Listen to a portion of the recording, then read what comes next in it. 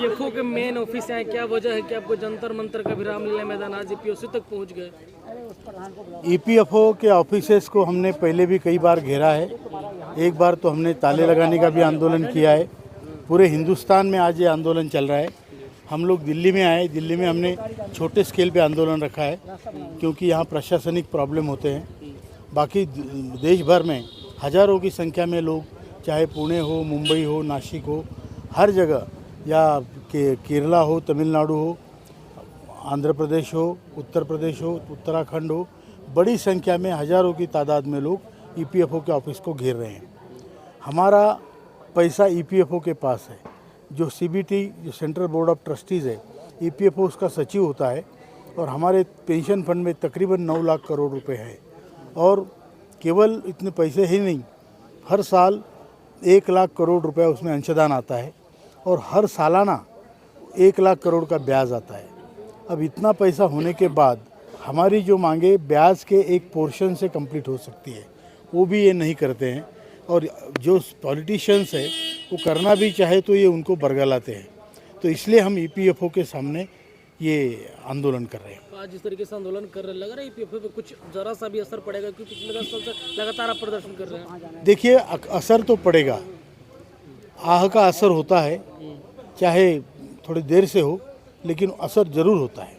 और हम लोग कंसिस्टेंटली ये प्रयत्न कर रहे हैं कि हमारी आवाज़ हर उस एजेंसी के पास जाए जो इसमें स्टेक रखता है, चाहे वो ईपीएफओ हो, श्रम मंत्रालय हो, वित्त मंत्रालय हो या प्रधानमंत्री कार्यालय हो।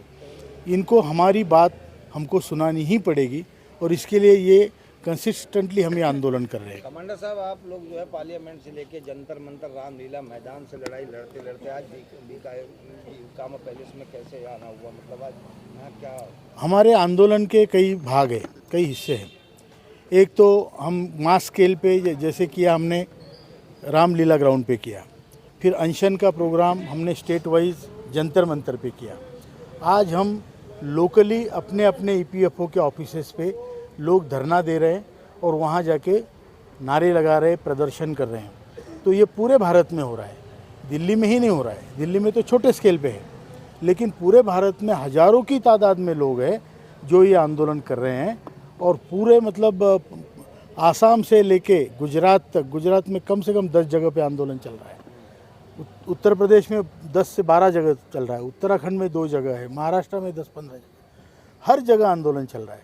तो ये हमारा बताने का तरीका है कि हर एक एजेंसी जो इसमें इन्वॉल्व है उसको हम बताना चाहते हैं, भैया जाग जाओ।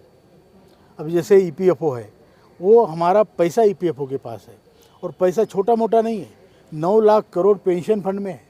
पेंशन फंड, पीएफ फंड की बात नहीं कर रहा हूँ। और उसमें 1 लाख करोड़ हर साल आते हैं और उसमें दोनों का मिला के 1 लाख करोड़ का ब्याज आता है।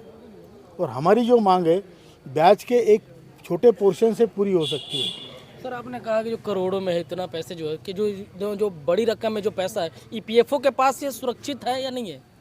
नहीं, वो तो देखिए, पैसा है तो पैसे है या नहीं है, वो खत्म नहीं, हो गए। ऐसा पैसे है, उनके एनुअल रिपोर्ट में है। हमने ये वित्त मंत्रालय में भी बताया है और उन्होंने भी मान्य किया है कि यस, ये पैसा है। तो पैसा इन्वेस्ट होता है, कहीं तो इन्वेस्ट करते होंगे, पैसा बढ़ाते होंगे, तभी उनको ब्याज मिलता है।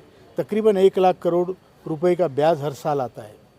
और इतना बड़ा ब्याज आने के बाद उसके एक पोर्शन से अगर हमारी डिमांड पूरी हो सकती है, तो ये पॉलिटिशियन लोगों को बरगला रहे हैं और ये कह रहे हैं कि हमारे पास पैसा नहीं है। अबे तो हमने जो हिसाब दिया है वो क्या है जी? कमांडर साहब, 4 दिन पहले अभी आप लोगों ने इंडिया गेट पे बहुत बड़ा आह्वान किया था।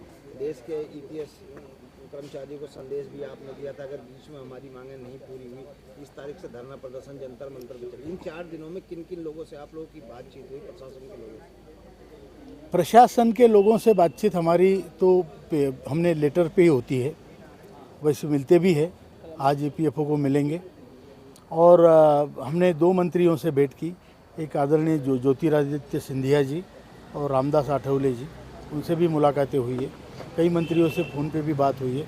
सब लोग अपना पुण्य खर्च करने में लगे हैं तो देखते हैं कब हमारा काम होता है। आप भी उसके विटनेस। सर, आपका हुआ पड़ा काम तो आपको कोई रोक ही नहीं सकता। ये तो सुप्रीम कोर्ट ने कह दिया, इनको घुमा सकते हैं 2, 4, 6 महीने, लेकिन काम तो कोई रोक ही नहीं सकता। इस बात? सुप्रीम कोर्ट का निर्णय जो है वो हायर पेंशन के मामले में है। हमारी जो डिमांड हायर पेंशन की भी हम उसको सपोर्ट कर रहे हैं, और जो मिनिमम पेंशन की डिमांड है जो 7,500 महंगाई भत्ता, ये सुप्रीम कोर्ट ने नहीं कहा है, ये प्रधानमंत्री जी ने हमें वचन दिया है। तो दो अलग चीज़ें हैं। हायर पेंशन मतलब पूरे पेंशन पे मैं पूरा पैसा भरूं तो मुझे बढ़ी हुई पेंशन मिलेगी। तो ये सुप्रीम कोर्ट का निर्णय है जो बिल्कुल कायदे के हिसाब से है, बिल्कुल जो पहले लिखा था वही है, और उसके लिए भी ये आनाकानी कर रहे हैं, तो उसके वो भी हमारा मुद्दा है। दूसरा मुद्दा हमारा है 7,500 महंगाई भत्ता जो पार्लियामेंट से हम करवाना चाहते हैं, इसलिए ये आंदोलन है। सुप्रीम कोर्ट के निर्णय के खिलाफ आप आंदोलन नहीं कर सकते। हम जो आंदोलन कर रहे हैं वो मिनिमम पेंशन के लिए कर रहे हैं, 7,500 महंगाई भत्ता और स्वास्थ्य सुविधाएं। ये हमें प्रधानमंत्री जी से हमें अपेक्षा है कि ये हमारी मांग वो पूरी करेंगे। जैसे सर 26 जनवरी आने वाला है, तो क्या लगता है इसमें आप लोगों की जो मांगे हैं हो सकता है क्या? क्यों नहीं हो सकता है? हमें तो आशा है कि राम मंदिर की प्राण प्रतिष्ठा से पहले ही 22 से पहले भी कुछ हो जाए, हम भी दिवाली मनाएं। या तो हो सकता है, या 26 जनवरी हो सकती है, या बजट में 31 से हो सकता है। सर वक्त तो काफ़ी हो गया आप लोगों का आंदोलन करते हुए, लेकिन क्या ये चीज़ जान सकते हैं कि आपका जो आंदोलन है वो ईपीएस की जो फाइल है वो काम कहाँ तक पहुँचा? हमारी मालूमात के हिसाब से श्रम मंत्री ने वित्त मंत्री को पूरी फाइलें भेजी है, और फाइनल डिसीजन वित्त मंत्री का होगा। तो यहाँ तक हमें मालूम है वर्बली। आपने कहा 22 जनवरी के बाद जिस तरीके से आप दिवाली मनाएंगे, सरकार अगर आप लोगों की बात नहीं सुनेगी तो दिवाली मनाइएगा कि नहीं मनाएगा 22 जनवरी को? नहीं, देखिए, श्री राम के लिए तो सब लोग भक्त हैं, हम भी हैं, वो तो मनाएंगे, लेकिन थोड़ा कम खा के पेंशन ही नहीं बढ़ेगा तो बुजुर्गों का दिवाली कैसे आएगा 22 जनवरी का? दिवाली तो मनाएंगे, लेकिन अगर हम खुशी से मनाना चाहते हैं तो हमारा पेंशन का काम हो। नहीं सुनेंगे सरकार, उसके बाद क्या कीजिएगा 22 जनवरी के बाद आप? तो फिर उसके बाद जो आंदोलन है 30 तारीख से, आपको हमने बताया पहले भी कि हम जंतर मंतर पे अनशन पे बैठ रहे हैं। 30, 31 पर राज्यवार हमने उसका नियोजन किया है, और हो सकता है उसका हम आमरण अनशन में तब्दील करें। और सरकार को क्या संदेश देंगे सर आज? सरकार को ये संदेश देंगे कि हमारा अंत न देखो, हम गरीब लोग हैं, बूढ़े हैं, लेकिन जब आप किसी को दीवार से सटाओगे तो वो भी तो नोचेगा ना आपको। तो ये मत करो, हमारे ऊपर ये परिस्थिति मत लाओ, और हमारा काम जल्दी से जल्दी करो। हमारा विश्वास है आपके ऊपर, तो आप हमारा काम करें, ये हमारी निवेदन है सरकार से।